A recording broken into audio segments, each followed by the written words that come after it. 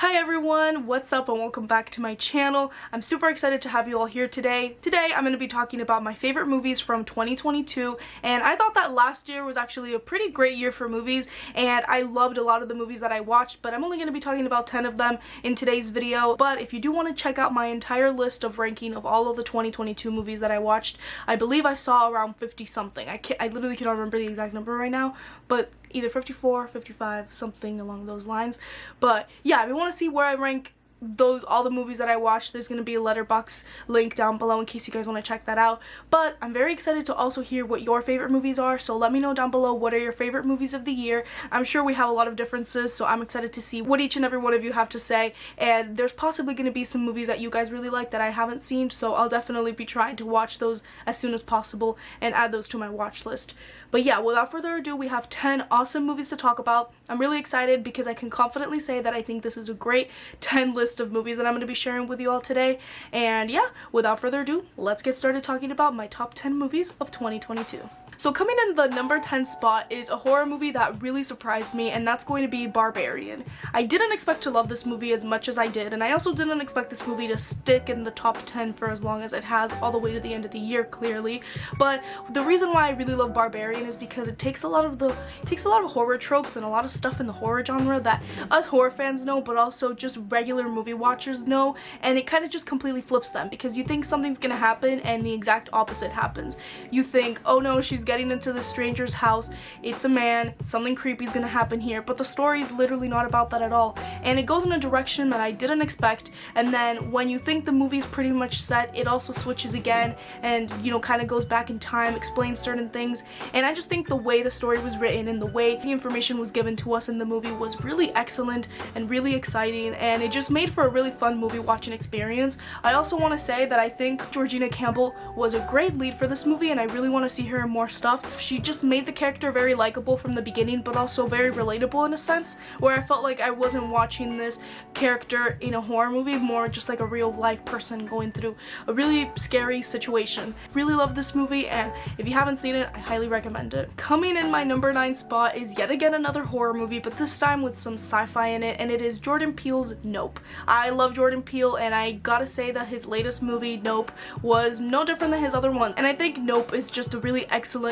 sci-fi movie that doesn't give us the answers. And although when I did finish the movie, I was kind of questioning why we didn't learn more about these aliens and this extraterrestrial being thing that we see in this movie, and you know, now I've kind of just accepted it, that it doesn't need to be explained, you can just kind of let it live. And I think Jordan Peele's really talking a lot about people's obsessions and with things and media and stuff like that. We see it through a lot of characters in this movie and a lot of different situations, but I just really gotta say that I really loved the characters in this movie as well. Jordan Peele just knows how to write really great characters, and we have these characters that I want them to succeed, and they also work really well with each other.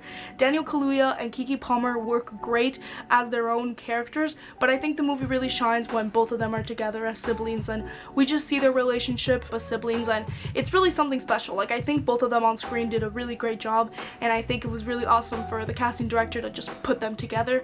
But I just want to talk really quickly about the favorite thing about this movie, and it is the chimpanzee.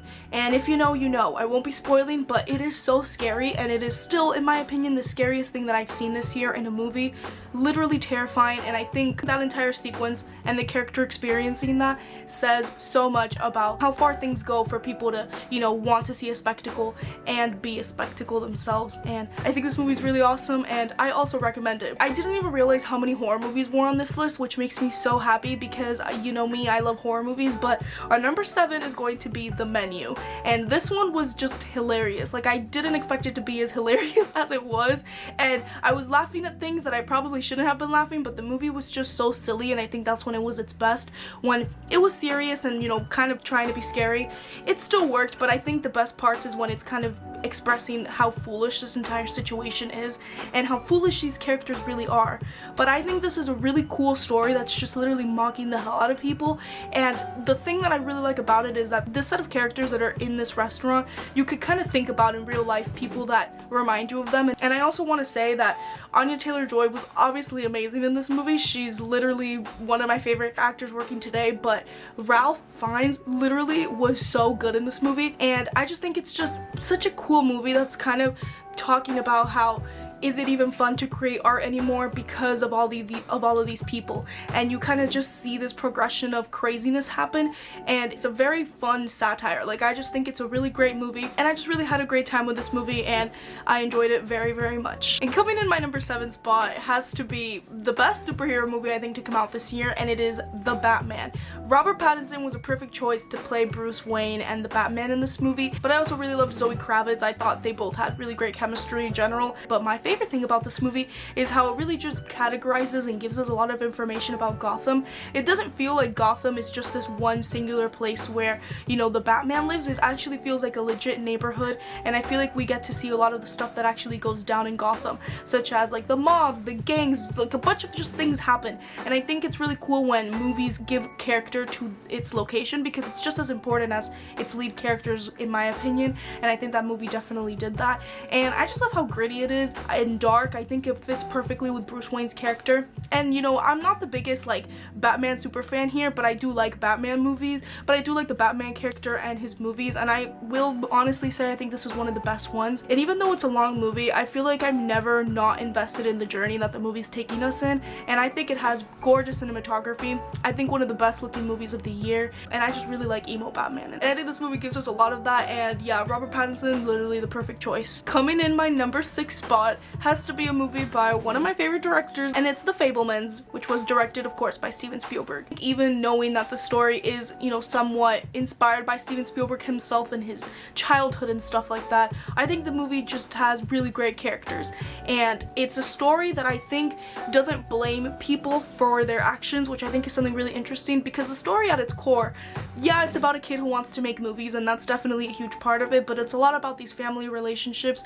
and these broken family relationships, and it also focuses a lot on the mother, which I was not expecting at all, but I think it worked really well. It doesn't blame anybody in the parties involved, even though there's obviously tension, there's obviously drama. It just doesn't point a finger at them. It's kind of just saying like, this is life and people make mistakes, and just everybody in this movie is going through life in a very different way, and I think the movie really is about that, and I think that's an awesome story already there. I think this is one of my favorite coming of age stories because of just that I've been saying. It doesn't just focus on one aspect or one person, it focuses on a lot of different people and how they're navigating life and dealing with different types of things, but also how different people react to different things. Even though it has its dramatic moments and moments that make you want to cry, it was also really funny, so I thought the script was really great and just balancing a lot of different human emotions.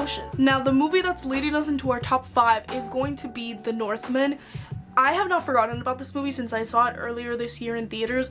Holy crap, this movie's really good. Like, I feel like me talking about it won't even, I guess, I don't even think it will give you an idea of how good it is, because I just think you gotta see it. Like, it's so gruesome, and this Viking revenge story is incredible. Also, I just realized this is the second Anya Taylor-Joy movie on this list, but yeah, we love Anya Taylor-Joy. I love Anya Taylor-Joy, but this movie was just incredibly well acted and incredibly well choreographed. There's a lot of gruesome sequences in this movie that, like, I just kept paying attention to, like, the direction and the things that they were doing, and also obviously how gross it was, but I thought this movie was violent in the best way possible, and I just really got to give it to Alexander Skarsgård in this movie because I thought he was really great. But we also have really good performances from Ethan Hawke and Nicole Kidman. Like, I kind of think that this movie was almost forgotten about because I feel like I haven't heard so much buzz about it now at the end of the year, but I thought this movie was fantastic. It was such a good story, and I was very invested in the characters. The violence was pretty great as well for the story. Also, I just want to give a side note that this is a really fun fact I'm gonna keep it short.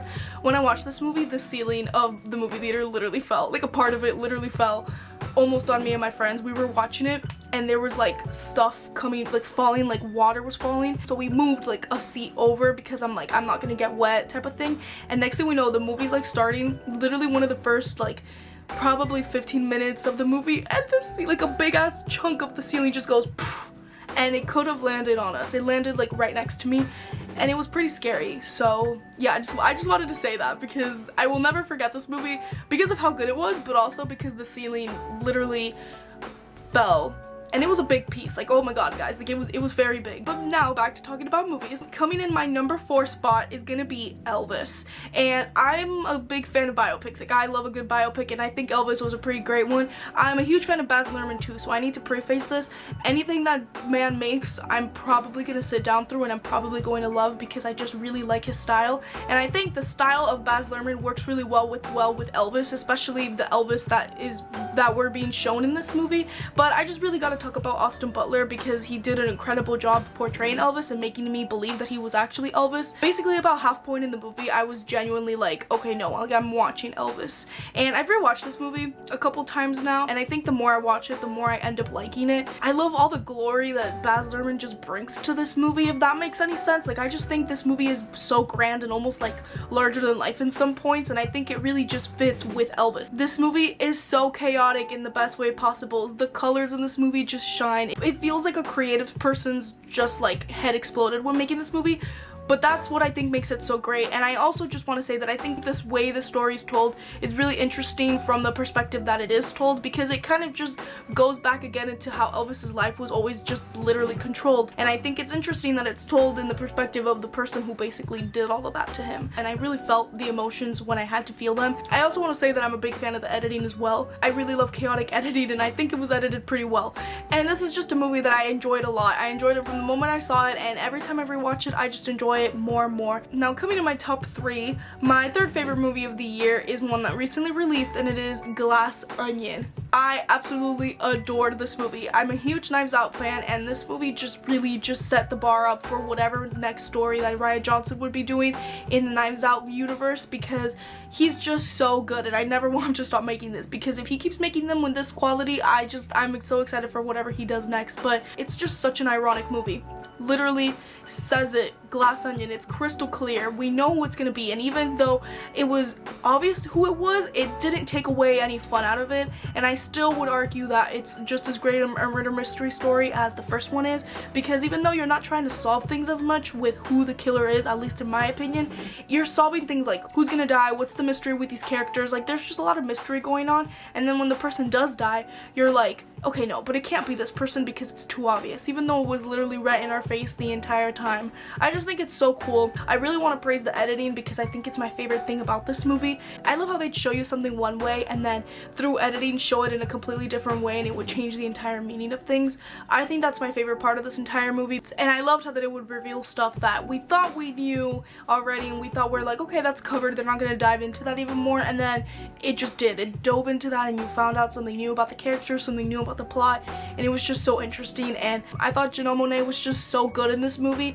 and I loved learning about her character, and there was just so many plot twists going on in here that I just never expected, because I was too focused on just the killer. But there was just a lot of things happening that just blew me away. I also thought it was a good movie, and kind of making fun of how people act today, you know, of how some people act today in some situations, like the Lana Del Rey face mask. I literally died laughing about that. So yeah, just a great movie overall. Loved it. And also Daniel Craig is great. I think he's having the time of his life in this movie, but I think his character is literally one of my new favorite characters of all time. So yeah, just really love this movie. Now, coming in second place is going to be Top Gun Maverick. I adored this movie so much when I saw it. It's like everything that I love about movies into one movie, if that makes sense.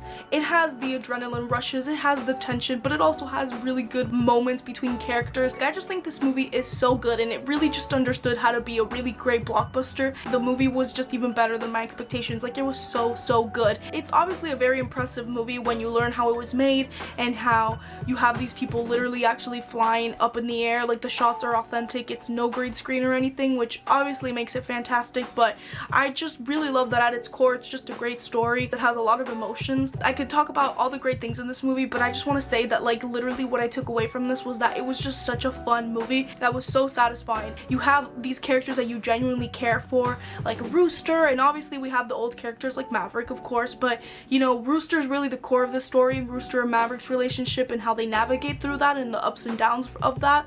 And it's great. It's so good. When it gets to the third act, I think it's one of the best third acts definitely of this year, but just in general as well, because you really are just so invested in finding out what's going to happen. Like, I just think it knew what type of movie it was, and it just skyrocketed. Like, it's incredible. I love this movie, so much fun. And even though I love Top Gun Maverick and I thought it was gonna stay in my #1 spot, literally up until I think a week ago when I saw this movie, Avatar: The Way of Water just completely changed that, because Avatar: The Way of Water is my favorite movie of the year, and I don't even know where to begin, guys. I'm not gonna lie, I had doubts with James Cameron continuing the Avatar sequels and just making more and more of them, because I thought, do we really need them? But all of the doubts that I had, I'm gonna just throw them in the trash, because that is the past talking, that is not current me talking.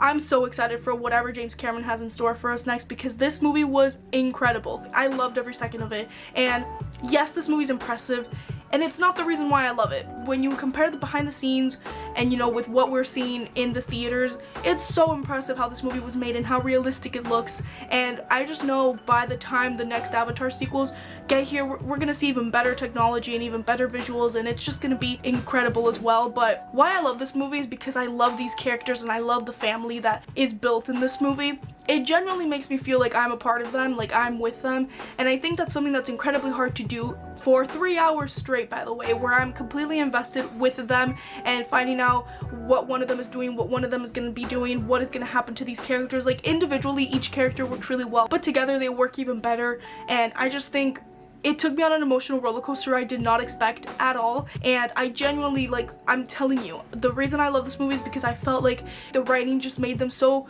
realistic and so just real. Like, I felt like I knew them personally. I was just so invested in the movie, and I just felt like I was literally inside of the movie, and every emotion that they were facing, I was also facing that. And that is so hard to do, and it got me. Like, I bawled my eyes out in so many scenes. I was so excited in so many scenes. I was feeling so many different things throughout this entire movie.